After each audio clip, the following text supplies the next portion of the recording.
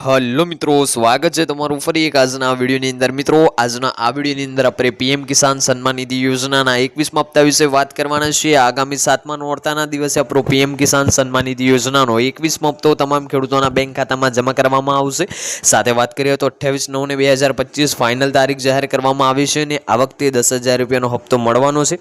સાથે વાત કરીએ તો આ વખતે તમારે અહીંયા 6 કાર્યો પૂર્ણ કરી લેવાના છે, અન્યથા તમને હપ્તો નહીં મળે તો કયા 6 કાર્યો છે ને કેવી રીતે પૂર્ણ કરવાના છે એના વિશે પણ આજના આ વિડીયોની અંદર વાત કરીશું।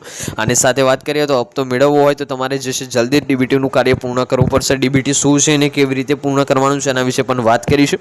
અને આ 10,000 રૂપિયાનો હપ્તો કોને મળશે એના વિશે પણ વિડીયોની અંદર વાત કરીશું। તો વિડીયોને તમે એન્ડ સુધી જોતા રહેજો। વિડીયો તમને પસંદ આવે તો વિડીયોને એક લાઇક કરજો। તમે આપણી આ ચેનલ ઉપર નવા હોય તો ચેનલને સબસ્ક્રાઇબ કરી લેજો અને કોમેન્ટ કરીને ખાસ જણાવજો આજનો આ વિડીયો તમે કયા ગામમાંથી અને કયા જિલ્લામાંથી જોઈ રહ્યા છો, જેથી કરીને આપણને પણ ખબર પડે કે આપણો આજનો આ વિડીયો આ ગામ આ જિલ્લા સુધી પહોંચી રહે છે। तो वीडियो ની जैसे હવે આપણે શરૂઆત કરી લઈએ। સૌપ્રથમ અહીં આપણે વાત કરીએ તો જે છે भारत एक कृषि प्रधान देश है। मोटी वस्ती तेमना आजीविका माटे कृषि पर निर्भर है। मित्रों, भारत एक कृषि प्रधान देश है અને જે મોટી વસ્તી છે ફક્ત કૃષિ ઉપર જ નિર્ભર છે। ખેડૂતોની સખત મહેનત આપણા દેશની ખાદ્ય સુરક્ષા સુનિશ્ચિત કરે છે। મિત્રો, જે ખેડૂતો છે એમની સખત મહેનતથી જ આપણા દેશની ખાદ્ય સુરક્ષા સુનિશ્ચિત થાય છે। વધુમાં કૃષિ ક્ષેત્રે દેશની અર્થવ્યવસ્થાને પણ મજબૂત બનાવે છે। મિત્રો, વધુમાં જોવા જઈએ તો કૃષિ ક્ષેત્ર દેશની અર્થવ્યવસ્થાને પણ અહીંયા મજબૂત બનાવે છે।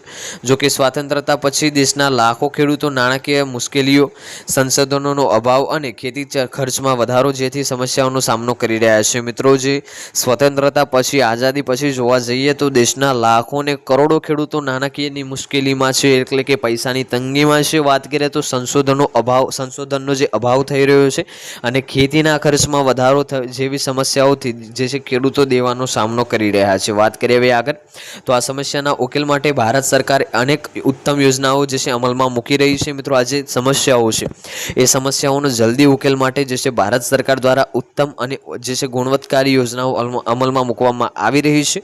આમાંથી એક પ્રધાનમંત્રી કિસાન સન્માન નિધિ યોજના છે। મિત્રો, જે યોજનાઓ જાહેર કરવામાં આવે છે એમાંથી એક પીએમ કિસાન સન્માન નિધિ યોજના છે।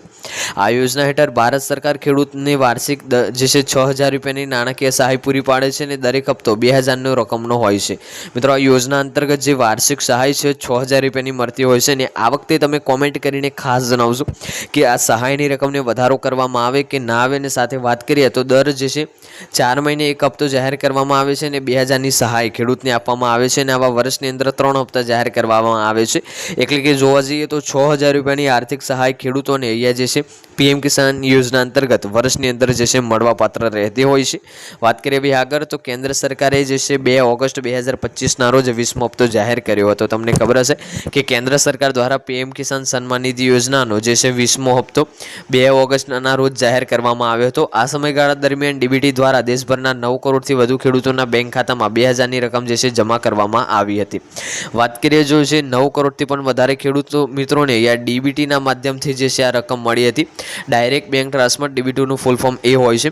હવે જો તમે આ ડીબીટીની ઇનેબલ નથી કરાવતા તો તમારા ખાતામાં હપ્તો આવશે નહીં। ડીબીટી ઇનેબલ કરાવવા માટે તમારે તમારી બેંકનો સંપર્ક કરવાનો છે। બેંકમાં જઈને તમારે તમારું ડીબીટીને ચાલુ કરાવવાનું રહેશે। વાત કરીએ તો ખેડૂતો હવે 21મા હપ્તાની આતુરતાથી રાહ જોઈ રહ્યા છે। તમામ ખેડૂત મિત્રો 21મા જે છે હપ્તાની આતુરતાથી રાહ જોઈ રહ્યા છે। ખેડૂતો જાણવા માંગે છે કે સરકાર આ યોજનાનો 21મો હપ્તો ક્યારે જારી કરી શકે છે। મિત્રો, ખેડૂતો અહીંયા જાણવા માંગે છે કે સરકાર દ્વારા આ યોજનાનો 21મો હપ્તો ક્યારે જાહેર કરવામાં આવશે। મીડિયા અહેવાલો પર વિશ્વાસ કરવામાં આવે તો કેન્દ્ર સરકાર દિવાળી પહેલા જ ખેડૂતોને 21મા હપ્તાની ભેટ આપી શકે છે। જો કે સરકાર દ્વારા જે છે હજુ સત્તાવાર જાહેરાત કરવામાં આવી નથી।